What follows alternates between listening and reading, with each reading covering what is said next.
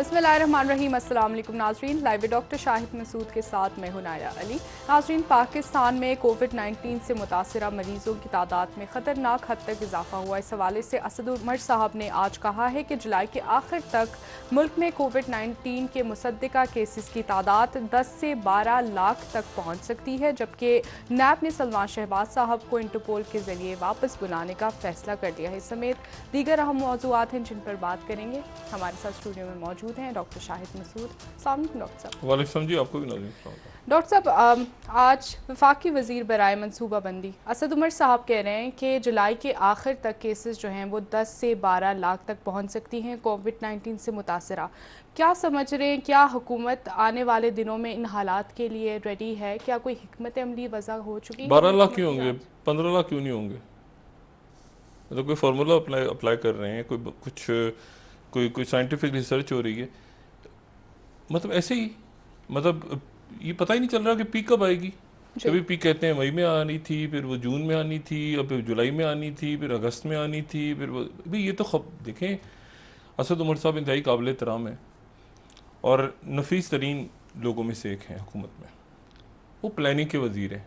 अब ये भी एक अजीब मामला है कि जो यानी अपोजिशन के अरकान हैं उनको खुदा न खास्ता पूछे ना कि बिल्कुल संगीन हालत है तो बताओ क्या इस वक्त, क्या मतलब कलमा पढ़ना है, पानी पीना है, क्या करना, मिलना है, किसी से बात करनी है, क्योंकि हुकूमत में आना है।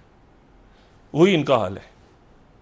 मतलब हर चीज़ के आप यानी कोई अकाउंटेबिलिटी को है ही नहीं, कोई सवाल ही नहीं पूछा, प्रेस कॉन्फ्रेंस नहीं करते। ये ऐसे टीवी के आगे बैठे होते, मीडिया से गुफ्तगू, अकेले होते हैं, मीडिया नाम की कोई चीज़ नहीं होती, मीडिया से गुफ्तगू। अच्छा, अब बात यह है कि मतलब ये तो खबरें हैं भाई, ये तो खबरें हैं कि 15 लाख मर जाएंगे। प्लान क्या है और मनसूबाबंदी क्या है? ये तो 15 लाख मर जाएंगे, 10 लाख मर जाएंगे, तो खबर और टीवी पे खबरनामे चलते रहेंगे ना। और वो आपकी प्लानिंग क्या है? अच्छा, और दूसरी बात देखिए, प्लानिंग के वजीर, ये भी अजीब मामला है। प्लानिंग के वजीर हैं। प्लानिंग के वजीर जो होते हैं, इनको मुझे नहीं पता खान साहब की काबीना में कोई ऐसा और किसी और को ही दे दें। प्लानिंग का वजीर ही होता है, प्लान करता है आगे इतने अगले साल इतनी सड़कें होंगी, इतने स्कूल होंगे, इतने बच्चे होंगे। अब उस बंदे को, शरीफ आदमी को, वो वजारत दे दी है कि वो आके उसका ड्यूटी लग गई है, वो बताता है इतने लोग मर जाएंगे।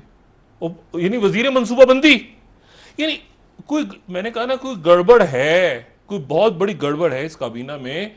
वजीर मनसूबाबंदी बता रहे हैं, प्लानिंग कमीशन, प्लानिंग, वो बता रहे हैं कि 15 लाख बंदा मर जाएगा, 12 लाख मर जाएगा। ये मनसूबा है, कोई और बंदा नहीं है 51 लोगों में से।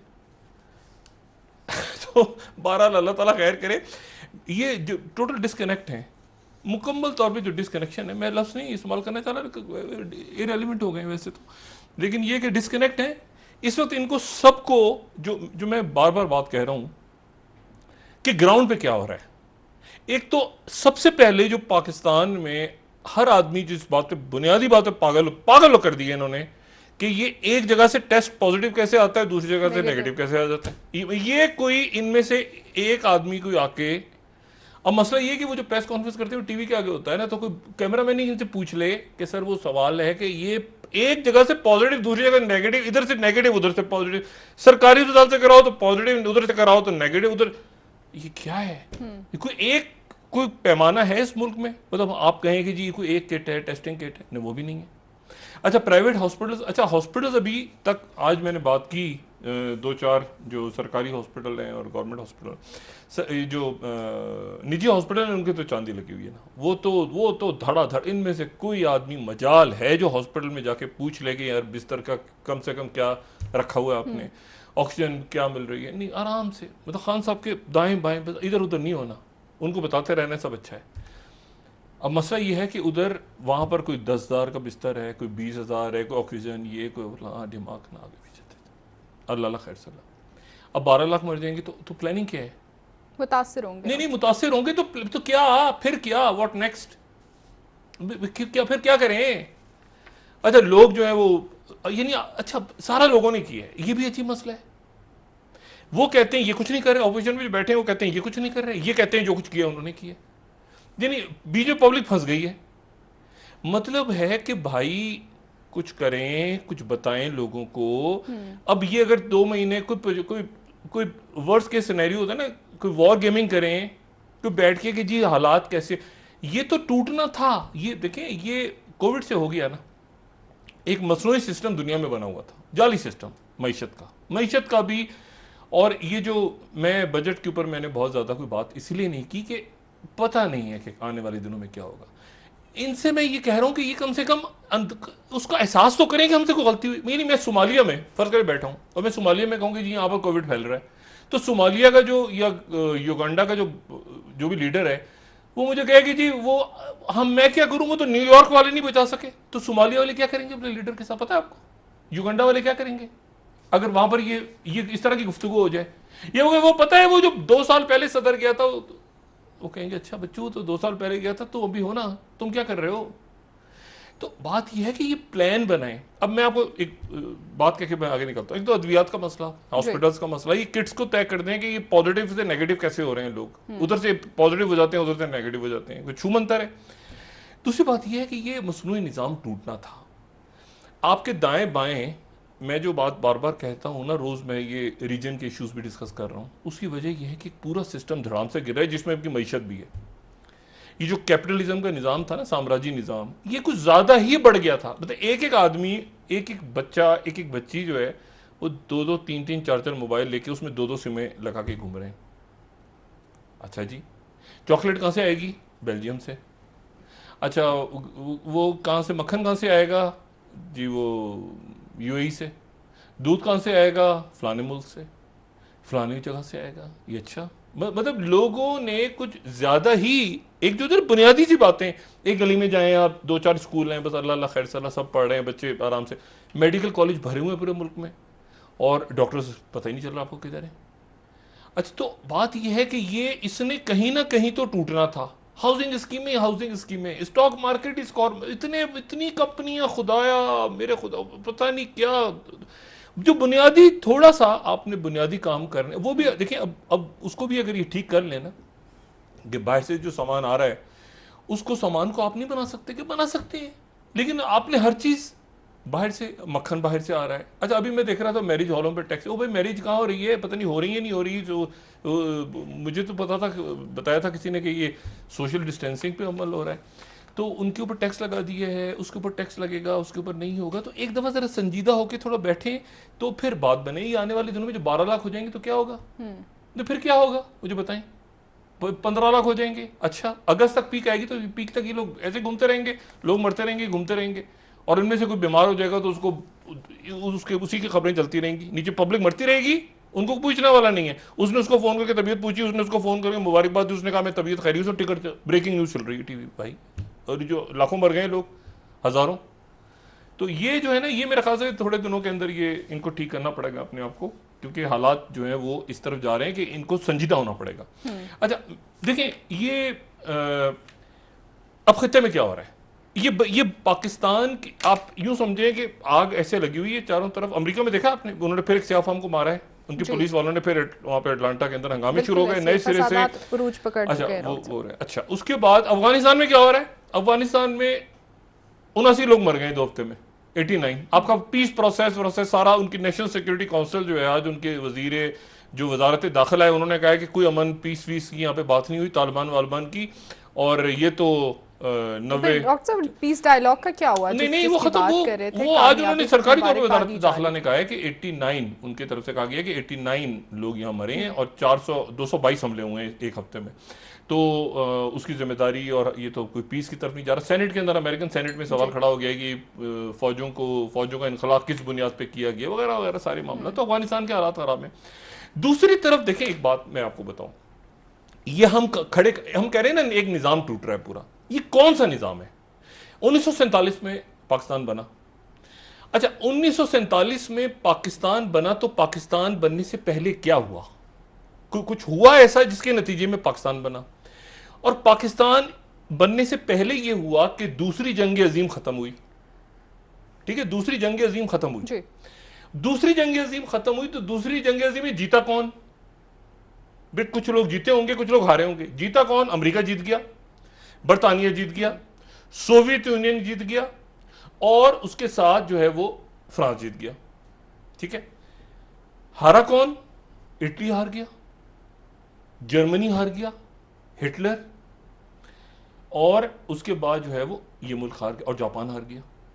अच्छा, अब आप देखें कि क्या हुआ उसके बाद।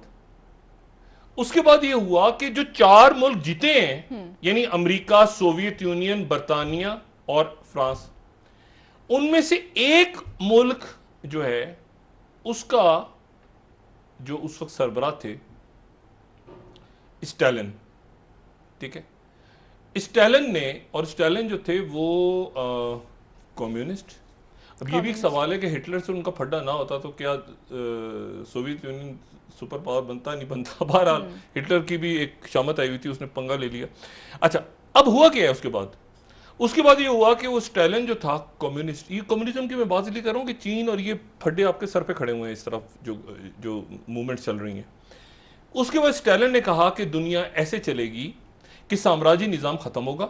स्टालिन से पहले लेनिन जो थे, जब इनकलाब आया था रूस का, तो लेनिन की जगह स्टालिन ने ले ली थी। लेनिन की डेथ हो गई थी गालिबन 1924 वगैरह में शायद, और उसके बाद स्टालिन आ गए। स्टालिन ने आके जब ये दूसरी जंग हुई तो वो जीत गए। उन्होंने कहा दुनिया ऐसे चलेगी अगर कम्युनिज्म होगा, 46 में।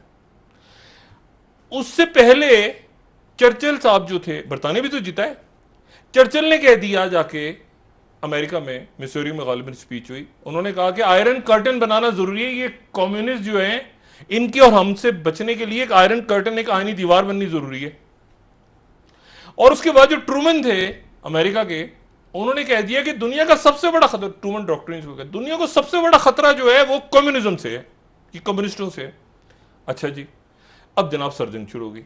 तो अब सर जंग कैसे हुई? अब ये सर जंग जब शुरू हो रही है, ये वो दौर है जब पाकिस्तान आजाद हो रहा है, ठीक है। दुनिया में सर जंग शुरू हो रही है, फड्डे हो रहे हैं सारे। ये सर जंग ऐसे लड़ी गई कि उस सर जंग को CIA ने, KGB ने, इंटेलिजेंस एजेंसी ने, जो आपकी ISI स्ट्रांग हुई है, तो किस दौर में हुई है? कोल्ड वॉर में हुई है ना, जब USSR के अगेंस्ट। तो आपकी मोसाद जो है वो रॉ, KGB, और ये तो मेन थे CIA। अब जनाब क्या होता है, अब आप जाके दोबारा पलट के चले गए हैं वापस 1945, 46, 47, 48 में, 49 में चाइना आजाद हुआ। चाइना आजाद हुआ उस वक्त आप देखें, उस वक्त चाइना के लिए वो जो मैंने कल आपसे कहा कि तिब्बत प्रोजेक्ट तैयार होता है, और तिब्बत प्रोजेक्ट ये है, तिब्बत प्रोजेक्ट तिब्बत के लिए नहीं है, तिब्बत प्रोजेक्ट जो है वो इस पूरे रीजन के लिए। आज आप उनके, ये मैं पिछले 2-3 दिन से उनके आर्काइव्स पूरे CIA के मैं तलाश करके ये इस पर अच्छी खासी स्टडी कर रहा हूं। आप यकीन करें कि उनके 1950 के आर्काइव्स निकले हैं, आपको आज के लफ्ज नजर आएंगे। लद्दाख, उन्होंने ये एक तैयार किया, अब पूरा का पूरा CIA ने, और नेहरू जाहिर है कि दलाई लामा को वो लेकर आ गए। CIA ने हाथ रखा दलाई लामा के सर पे। ये भी जो नेपाल के अंदर हो रहा है, आपको पता है नेपाल की हुकूमत गिराने के चक्कर में है CIA, और मंगोलिया में हंगामा होने वाला है चाइना के, कि बराह रास्त आपके ऊपर असर पड़ेगा इन चीजों का। ये अफगानिस्तान के अंदर पीस प्रोसेस को भी तबाह करेंगे। अच्छा, दलाई लामा का जो भाई था, उस भाई का नाम, अगर सॉरी मैं उसकी उनकी प्रोनाउंसिएशन में गलती करूं, गायलो तोंदुप, ठीक है। ये गायलो तोंदुप जो था, इससे दिल्ली में मुलाकात हुई CIA की ऑफिशियल। ये गायलो तोंदुप जो है अभी भी जिंदा है। इसकी दिल्ली में मुलाकात हुई CIA के लोगों से। उन्होंने कहा कि ऐसा है कि हम तुम्हारे लोगों को साइपेन जजीरा है बहरुल काहिल में, वहां पे ट्रेन करेंगे, और गोरीलों को तुम्हारे ट्रेन करके और पैसे दे के, और हम चाइना के अगेंस्ट इस्तेमाल करेंगे। और इस्तेमाल करने की बेस कौन सी थी? नेपाल, मस्तोंग, ठीक है। मस्तोंग है गालिबन जगह है, अगर मैं उसको गलत नहीं कह रहा, मस्तोंग।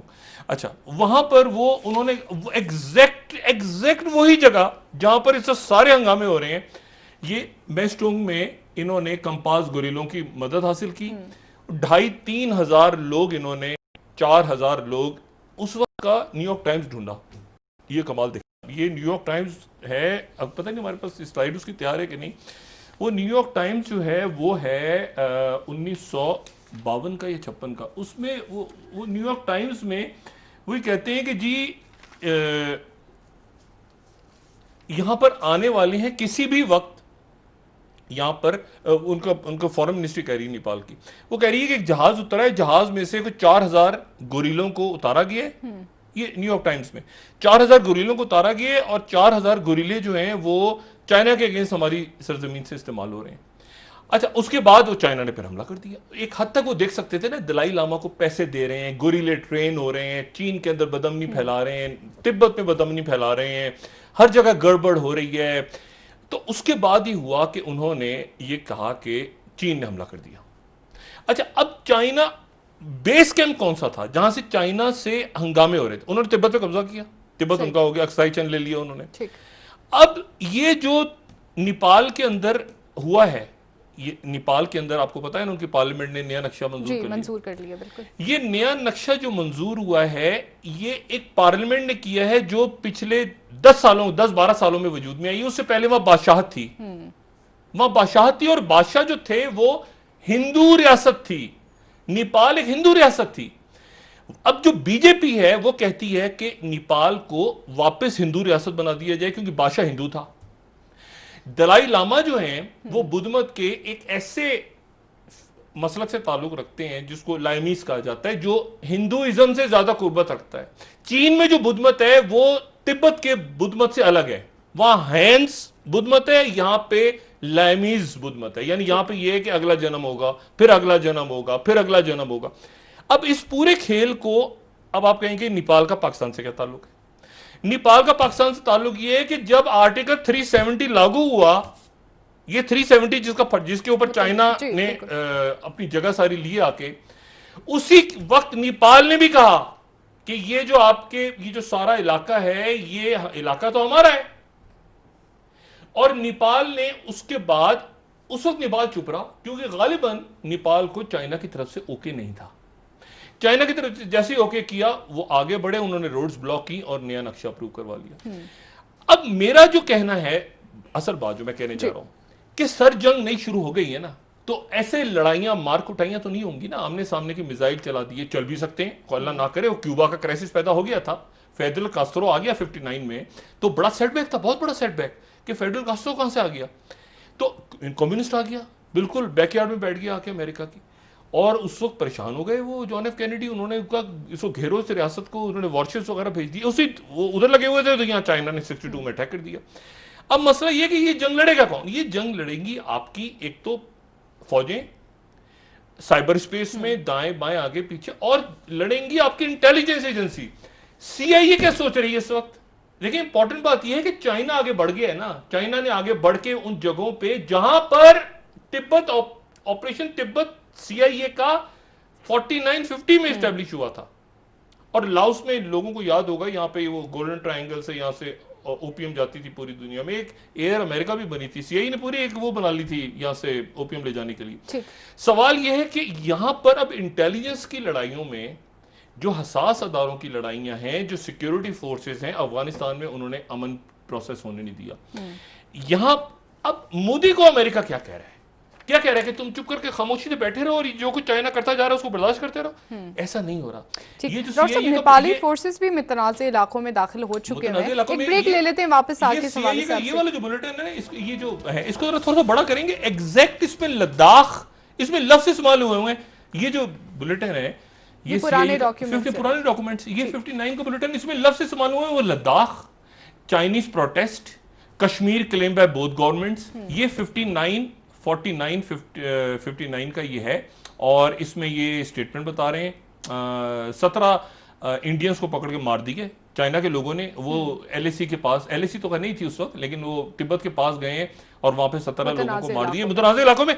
एग्जैक्टली, क्योंकि उस वक्त क्या लड़ाई थी? America vis a vis communism. इस वक्त भी लड़ाई अमेरिका विज़-अ-वी कम्युनिज्म होने जा रही है, कम्युनिस्ट पार्टी के साथ, लेकिन वो एक कैपिटलाइज्ड कम्युनिज्म है। यानी चाइना जो है वो कैपिटलिस्ट लॉबी को भी दुनिया में अपने साथ ला के 5G OI ये वो सारा करके, और वो जो ये जो हम यूज कर रहे हैं ना टेलीफोन घरों पे बैठ के रोज, जो ये डाटा कलेक्ट हो रहा है। ये जैसे ही ओपन अप होंगी चीजें, एक तो ओपन अप होने से पहले बहुत कुछ होगा। देखिए ना, अफगानिस्तान के अंदर पीस प्रोसेस, हंगामे अमेरिका में हो रहे हैं, यूरोप में हंगामे हो रहे हैं। एक तासुर ये पाया जा रहा है अमेरिका के अंदर कि इन हंगामों को फंड कर रहा है कोई, सही, ये मैं आपको बता, ये इन हालांकि वो हंगामे नेचुरल हो रहे हैं, लेकिन एक तासुर में पाया जा रहा है कि जैसे हांगकांग के हंगामों को हम फंडिंग कर रहे थे, ये जो आग लग रही है और मार कुटाई हो रही है यूरोप में ये और अमेरिका भी में, फंडेड इनके है। पीछे क्या कोई और मुल्क तो नहीं है? क्योंकि ये चाइना में तो हुए नहीं। बिल्कुल ठीक है डॉक्टर साहब, तो ये खित्ते के मामला पर आप इंतहाई अहम मौजू पर बात कर रहे हैं, आपसे मजीद भी बात करेंगे नाज़रीन। यहाँ पर एक ब्रेक लेते हैं, हमारे साथ रहिएगा।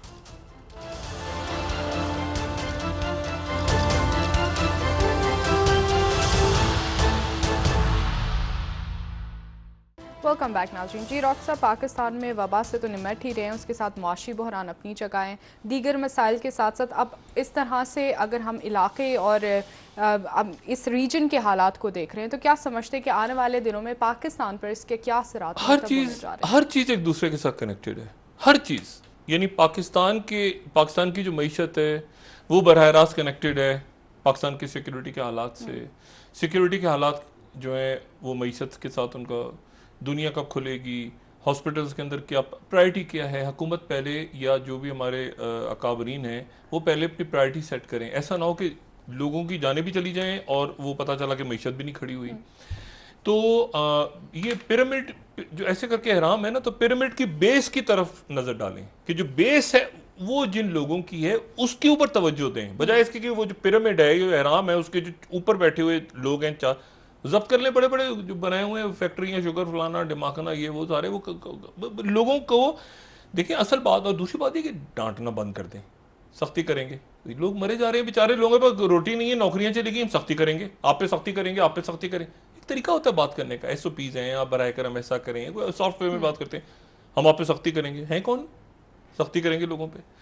अच्छा, बात यह है मतलब इंतजामिया को तरीके, एक होता है ना, परेशानी में लोग हैं। अच्छा जी 12 लाख मर जाएंगे, या 15 लाख मर जाएंगे, 20 लाख मर जाएंगे, तो उसका प्लान बताएं।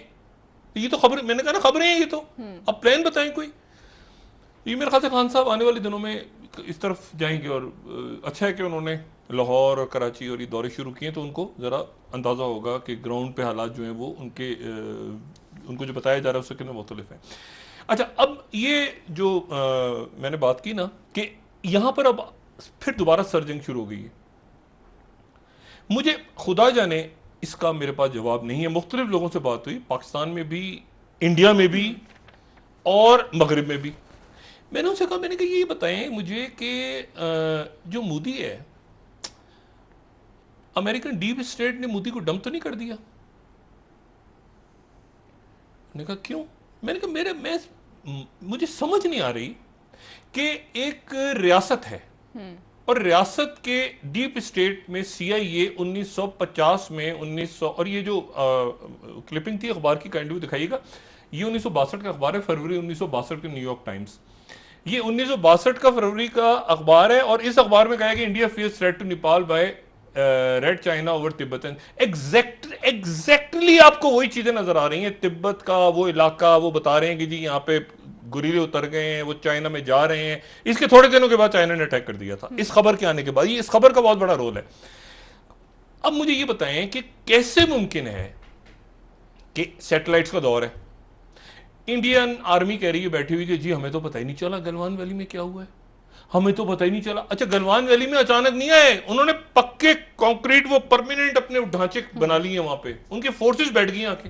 नेपाल के भी मुतनाज़े इलाकों में नेपाल में बैठ गए हैं, गलवान वैली में बैठ गए हैं, फिंगर्स के ऊपर जो फिंगर 2 तक वो आ गए हैं, वो आगे इनको पेट्रोल नहीं करने दे रहे। अक्साई चेन, लद्दाख, ये सारी मूवमेंट वो सारे कंप्लीट, और ऊपर ऐसी तैसी हो जाएगी सियाचिन जाने का ये रोड, सारा सड़क सारी ब्लॉक हो गई, इशियोक दौलत बेग रोड। और वो हर जो उनके थिंक टैंक से रिपोर्ट आ रही है, जितनी रिपोर्ट्स आ रही हैं हमारे यहाँ डिस्कस नहीं हो रहा, उसमें पाकिस्तान का नाम है। यानी नेपाल में ये आर्टिकल 370 के बाद हुआ है ना सारा फटा। वो कह रहे हैं कि हमारे इलाके को आपने, हमारे इलाके के ऊपर भी आपने अपने नक्शे भी शामिल कर लिया। उन्होंने नेपाल में हर जगह पाकिस्तान इन्वॉल्व हो रहा है। सही। अब मसला यह है तो आप सकिन हो रहे हैं। और दूसरी बात यह है कि क्या अमेरिकन डीप स्टेट ने मोदी को नहीं बताया था? उनको नहीं पता था कि ये ऐसे होने जा रहा है? आज की दुनिया में जो वो फेसबुक और ट्विटर और व्हाट्सएप और एक ही खबर सुनी जाए, ये बात क्या इंडिया की आर्मी या मोदी अपने लोगों को बता सकते हैं कि मुझे पता नहीं था, मुझे पता नहीं था? नेपाल के जो मैंने आपसे कहा ना कि जो बादशाहत खत्म हुई तो मोस्ट लोगों ने हंगामे किए 2007-8 में। मोस्ट लोगों ने वहां बादशाहतें खत्म कर दी। बादशाह जो थी वो हिंदू रियासत, उस वक्त हिंदू रियासत, नया आइन बनाया उसमें हिंदू ही नहीं थे, वो सेकुलर बन गया नेपाल। अब नेपाल इनके खिलाफ, नेपाल की मजाल हो सकती है कि वो कहे इंडियन वायरस, भाई ट्रंप ने तो कह दिया ना Wuhan virus, China virus, Nepal कह रहे हैं कि इंडियन वायरस, वो तुम्हारे यहां से जो लोग आते हैं हमारे मुल्क में वो वायरस फैलाते हैं। आप जरा सोचें, तो क्या मोदी को डम कर दिया है डीप स्टेट ने, या मोदी को, क्योंकि मोदी क्या डिलीवर नहीं कर सका? ये नेहरू का पैक्ट था ना भाई 1962 में, उसके बाद जो दलाई लामा को सीआई ने फैसिलिटेट किया, इसके भाई को लेके गए थे व्हाइट हाउस, बाकायदा व्हाइट हाउस स्टेट डिपार्टमेंट में मुलाकात करवाई इसके दलाई लामा के भाई को, और उसके बाद वो सारा पैक्ट हुआ। वो तो निक्सन ने बाद में जाके जो है वो निक्सन का दौरा हुआ चाइना का, लेकिन डॉक्टर साहब क्या आप समझ रहे हैं कि अब वो नहीं, अभी तक फाल है। सीआईए का कामयाब हुआ है या नहीं नहीं, सीआईए देखिए उनकी जंग चाइना से शुरू हो रही है, इंडिया उनका वो हलीफ है सबसे बड़ा, और इंडिया को, इंडिया जलील हो गया इतना ज्यादा, या तो उन्होंने इंडिया को बताया नहीं है। देखिए मंगोलिया में हंगामे शुरू होने वाले हैं, खबर दे रहा हूं, मंगोलिया में हंगामे शुरू होने वाले हैं, ठीक, चाइना के खिलाफ मंगोलिया में हंगामे शुरू होने वाले हैं, एंटी चाइना। उनको पैसे कौन देगा मैं नहीं जानता, ये मैंने कहा सर जंग शुरू हो रही है तो इसमें हंगामा है, उससे पहले ये हमारी रियासत अपने कुछ मामला दुरुस्त करे तो बेहतर है। अच्छा, अब मामला क्या है कि क्या मोदी को डंप कर दिए? नहीं, डंप करने की वजह क्या हो सकती है? डंप करने की वजह ये हो सकती है कि उसके खिलाफ लोग निकले हुए सड़कों पे, और जो भी वहां पे जो भी बगावतें शुरू हुए हैं वो कंट्रोल नहीं कर सका, नफरतें फैल गई, ये सरहदों पे भी अपने वो जो चौधरी बनाना था अमेरिका ने वो बन नहीं सका, वो मतलब नेपाल भी खड़ा हो गया तो भूटान भी निकल गया तो मालदीव भी निकल गया तो श्रीलंका तो अचार डाल रहे मोदी का, सड़कों पे लोग हैं, काम हुआ नहीं है, वो जब भी पॉलिसी खत्म हो गई सारी, वो इंटरकनेक्टिविटी फलाना डिमाकाना सारा वो चाइना बैठ। सवाल यह है कि क्या अमेरिकन ने इंडियंस को बताया था या नहीं कि चाइना तुम्हारे ऊपर इतना बड़ा हमला करने वाला है? यहां सीआईए बैठी है 1959 से, माओ के आने से पहले सीआईए बैठ गई थी आके। देखिए ना, माओ के आने से पहले, यानी माओ चीन बाद में आजाद हुआ है तो माओ सीआईए पहले बैठी हुई थी, उन्होंने क्या नहीं बताया? और क्या मोदी जो है वो इतनी जिल्लत के साथ रन कर सकता है कि जब अंदरून पूरे मुल्क के अंदर कोविड कंट्रोल नहीं हो रहा, और बाहर के ऑस्ट्रेलिया को फोन कर रहे हैं तो ऑस्ट्रेलिया से बात नहीं हो रही है, वो 5 आईज बनाई हुई थी इन्होंने इंटेलिजेंस की, किसी ने इनको नहीं बताया। ऑस्ट्रेलिया ने वो सैटेलाइट्स घूम रहे हैं, वो इकोसिस्टम, किसी ने नहीं बताया कि इतनी बड़ी मूवमेंट हो रही है। ये इतने भोले से वो बिपिन रावत आ गए शक्ल पर आराम से, हमें तो पता ही नहीं चला, अचानक फौज आ गई। ये मतलब ये जो है ये 62 में भी ऐसी कुटाई, 62 का तो चले समझ में आता है, 1962 में अजीब सूरत हाल थी। 62 में ये अमेरिका के साथ थे, लेकिन अमेरिका ने इनको असला नहीं दिया, और इन्होंने, क्योंकि अमेरिका चाहता था कि चाइना और सोवियत यूनियन की लड़ाई हो आपस में, इन्होंने सोवियत की साइड पे इसलिए चले गए थे। मसला ये कि आज ये कैसे मुमकिन है कि आपका एक इलाका निकले, पहले सिक्किम निकल जाए, फिर उसके बाद आपका ये इधर से दूसरा निकल जाए, फिर तीसरा निकल जाए, फिर चौथा निकल जाए, पांचवा आखिर में नेपाल खड़ा होकर धड़क थप्पड़। बात यह है कि ये कैसे हो रहा है? क्या इनको डंप कर दिए, या ये है इनकी हुकूमत को, इंडिया को नहीं कह रहा मैं। देखिए इंडियो पैसिफिक एग्रीमेंट कोई मोदी ने बनाया आके, ये तो उनकी स्ट्रेटेजी में इंडिया की एक इंपॉर्टेंस है ना, दलाई लामा के दौर से। दलाई लामा को सीआई ने रखा हुआ था तो मोदी था उस वक्त। बात यह है कि क्या मोदी डंप हो गया है, या मोदी को बताया नहीं गया डीप स्टेट्स की तरफ से, और क्या डीप स्टेट्स जो हैं वो, मैं ये बात मानने को तैयार नहीं हूं कि उनको इल्म ना हो सीआईए को। ये सीआईए का गढ़ है, मैं बता रहा हूं नहीं, यहां पूरी सर्द जंग यहां हुई है कोरिया के दरमियान, ये लाओस, ये वियतनाम, ये कंबोडिया, ये सारी कोल्ड वॉर, ये अफगानिस्तान के अंदर यूएसएसआर टूटा है, सोवियत कोल्ड वॉर लड़ी यहां गई है सारी इस खत्ते में। तो इस खत्ते में सीआईए ने भारत को नहीं बताया, अजीब बात है। ब्रेक लेते हैं, वापस आके मजीद बात करते हैं आपसे इस हवाले से। नाजरीन यहाँ ब्रेक लेके हमारे साथ रहिएगा।